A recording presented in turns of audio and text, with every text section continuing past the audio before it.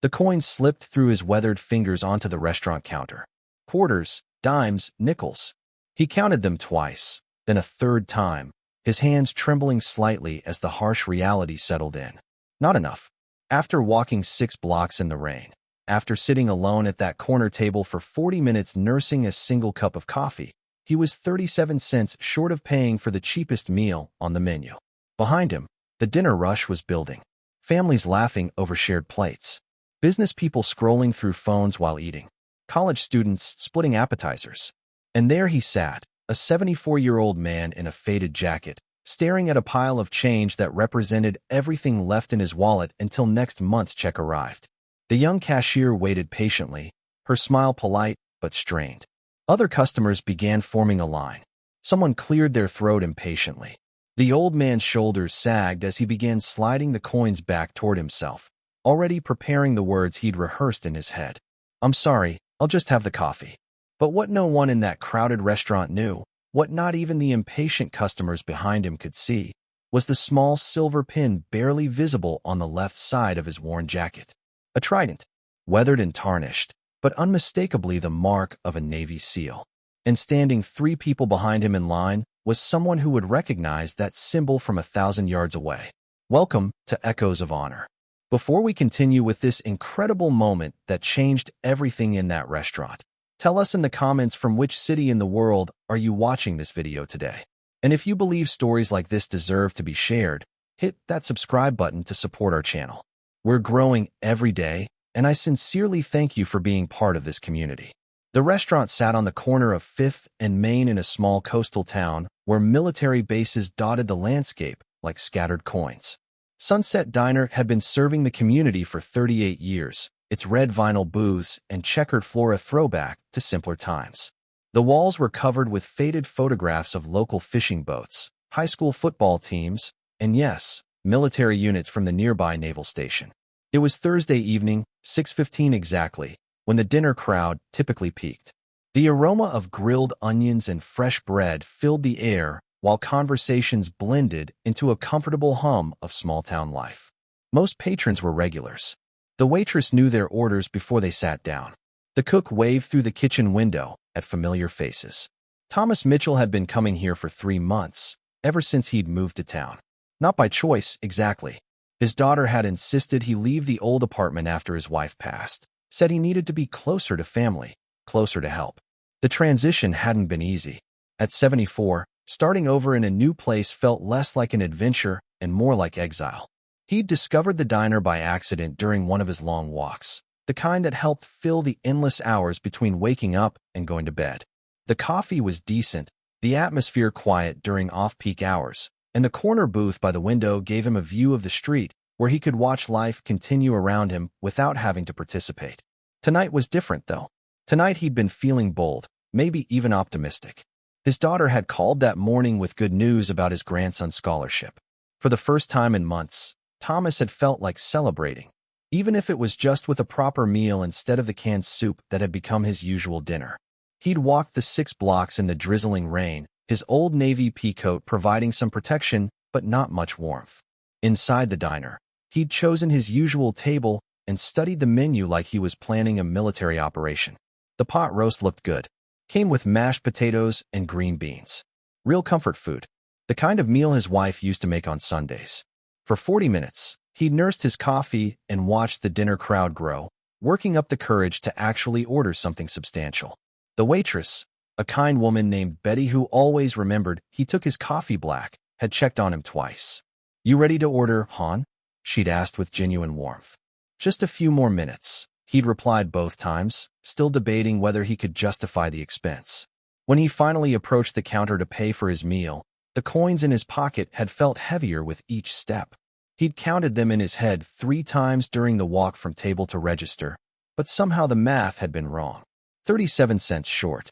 In a restaurant full of people spending $20, $30, even $50 on their meals, he was 37 cents short of affording the cheapest option. The embarrassment burned hotter than the coffee he'd been drinking.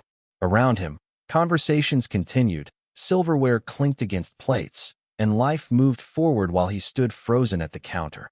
A living reminder that sometimes dignity costs more than you can afford. Behind him, growing impatient in line, stood a young man who'd been watching the entire scene unfold. Marcus Rodriguez was 26 years old, broad-shouldered and sharp-eyed, with the kind of bearing that suggested military training even when he was dressed in civilian clothes. He'd been in town for 2 weeks, stationed at the nearby naval facility, and had heard good things about the diner's burger and fries.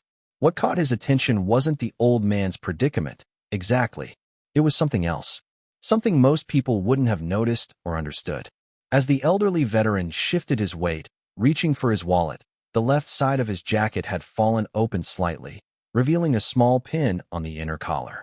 Marcus had seen that pin before, had earned one himself. In fact, though his was newer, shinier, still carried with the pride of recent achievement. The Navy SEAL trident, the mark of the most elite warriors in the American military. But this one was different. Older, worn smooth in places. The kind that came from decades of service, from missions that would never be discussed, from sacrifices that would never be fully understood. The old man was counting his change for the 3rd time now, his hands shaking slightly. The cashier was being patient, but Marcus could see the line building behind them. A businessman checked his watch. A mother with 2 young children shifted restlessly. Someone muttered something about holding up the line. Marcus felt something stir in his chest. Not pity exactly. Something deeper. Recognition, maybe. Respect, certainly. He'd been trained by men like this. Had learned from their experience, their wisdom, their sacrifice. Everything he knew about being a SEAL, about honor and service and putting others before yourself, had been passed down from generations of warriors who'd come before him. And now one of those warriors was standing in front of him, unable to afford a simple meal. The old man began sliding his coins back toward himself, shoulders sagging in defeat. Marcus could see him preparing to leave, to walk those 6 blocks back through the rain with nothing but pride and an empty stomach. That's when something inside the young SEAL snapped to attention. Without thinking, without hesitation, Marcus stepped forward out of line. The businessman behind him started to protest, but something in Marcus's expression stopped the complaint before it could form. This wasn't about cutting in line. This was about something much more important. "Excuse me, sir," Marcus said quietly, his voice carrying just enough authority to cut through the ambient noise of the restaurant. The old man looked up, surprised. Their eyes met, and for just a moment, Marcus saw something flash across the veteran's face. Recognition, maybe. The look of one warrior seeing another. "I've got this," Marcus said simply, reaching for his wallet. Thomas tried to wave him off. "No, son, that's not necessary. I was just—" "Sir," Marcus interrupted gently but firmly, "you're wearing the trident." The words hung in the air between them like a bridge spanning decades. Thomas's hand moved instinctively to his jacket, to the small pin he'd forgotten was visible. His eyes widened slightly as he took in the young man standing before him. The bearing, the confidence, the respectful but unwavering tone. He knew that posture. Had worn it himself, once upon a time. "That means you train men like me," Marcus continued, pulling out his wallet and placing a $20 bill on the counter. "The least I can do is buy you dinner." The restaurant around them seemed to quiet, though most patrons probably couldn't hear the conversation. But something had shifted in the atmosphere. Betty, the waitress, had stopped what she was doing to watch. The cashier was smiling now, a real smile that reached her eyes. Even the businessman who'd been checking his watch was paying attention. Thomas stared at the young man for a long moment, his throat working as if he was trying to find words that had gotten lost somewhere. When he finally spoke, his voice was thick with emotion. "You don't understand, son. I haven't." He stopped, collected himself, tried again. "I was just a trainer. Back in the day. Nothing special." Marcus almost smiled at that. Nothing special. As if turning ordinary men into elite warriors was something anyone could do. As if the knowledge and experience required to forge Navy SEALs came from nowhere, meant nothing.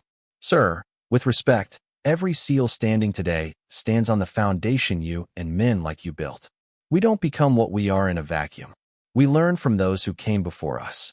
Marcus nodded to the cashier, who was already ringing up the pot roast dinner. "Please, let me do this."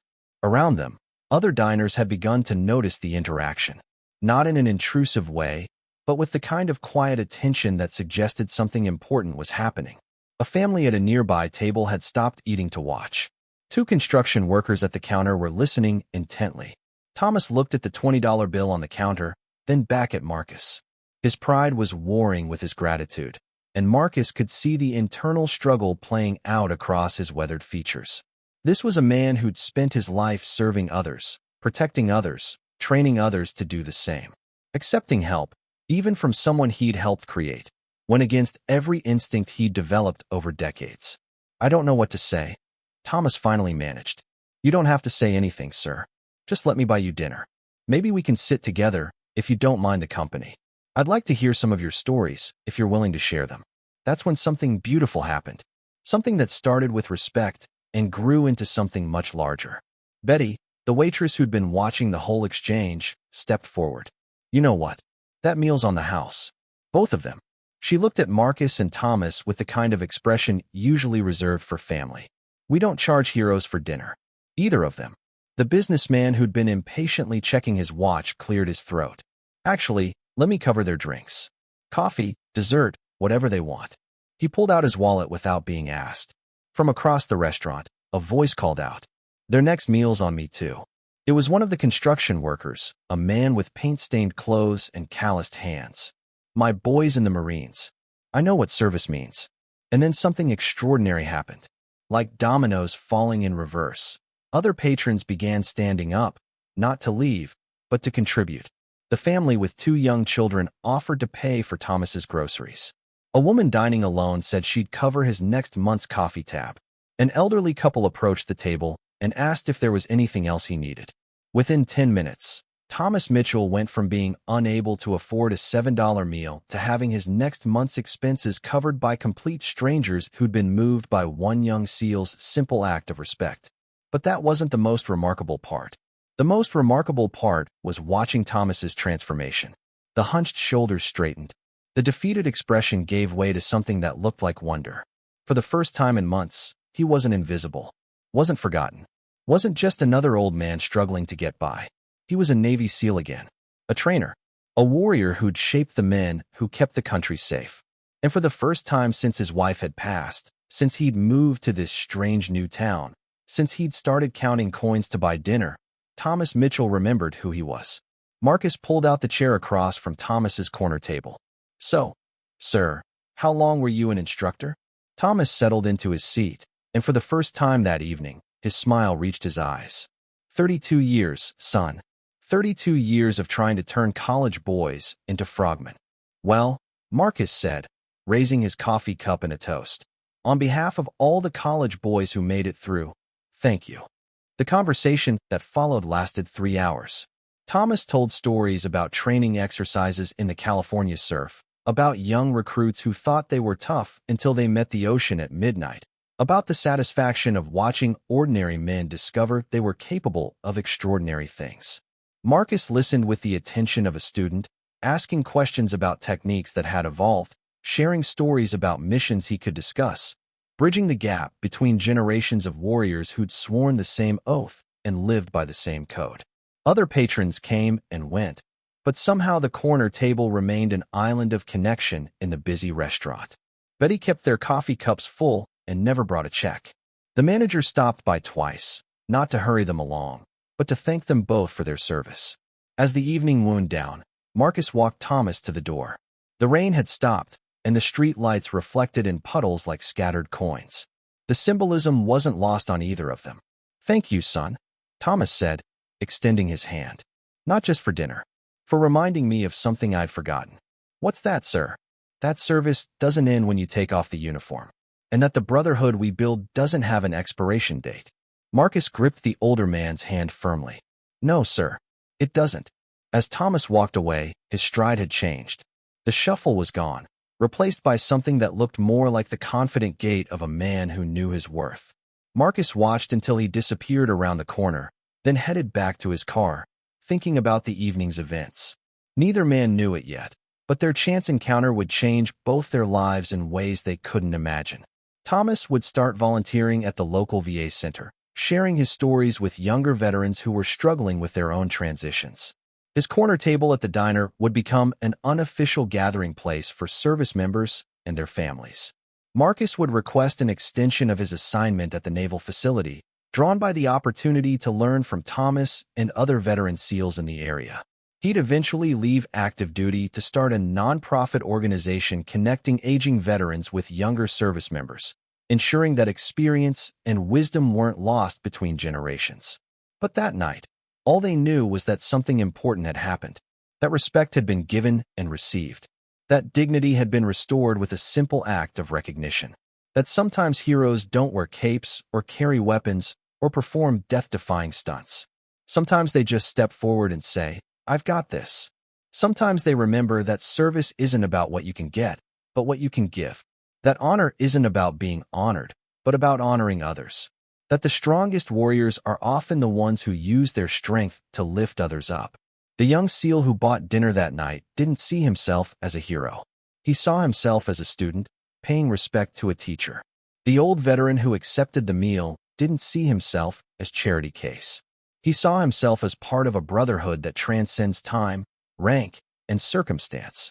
And the restaurant full of strangers who joined in, they saw something rare and beautiful. The moment when ordinary people choose to be extraordinary. When a community remembers what it means to take care of its own. When respect creates a ripple effect that transforms everyone it touches. Thomas Mitchell never had to count coins for a meal again. Not because he suddenly came into money, but because he'd rediscovered something more valuable. His place in a community that valued what he'd given, respected what he'd sacrificed, and remembered that heroes aren't always young, aren't always strong, and don't always wear their medals on the outside. Sometimes they wear a small, tarnished trident pin on the inside of an old Navy peacoat. And sometimes, if we're paying attention, if we're willing to look beyond the surface and see the person rather than the circumstances, we get the privilege of recognizing them for who they really are. Not a charity case, not a burden, not someone to be pitted or ignored. A warrior, a teacher, a guardian who spent his life preparing others to protect the freedoms we take for granted. And the very least we can do, the absolute minimum we owe them, is to make sure they never have to count coins to afford a decent meal. Because some debts can never be fully repaid, but they can be acknowledged, honored, and remembered by those who understand that freedom isn't free, and that the price is often paid by people who ask for nothing in return except the chance to serve something greater than themselves. This story was brought to you by Echoes of Honor. Before we leave you today, here's our question. Have you ever known someone who never asked for recognition but deserved more than anyone else? Maybe a veteran, a teacher, a first responder, or just someone who quietly made the world better through their service. Tell us in the comments what they meant to you and how they changed your life. And if you think stories like this need to be heard, hit that subscribe button to support our channel. We'll see you in the next one.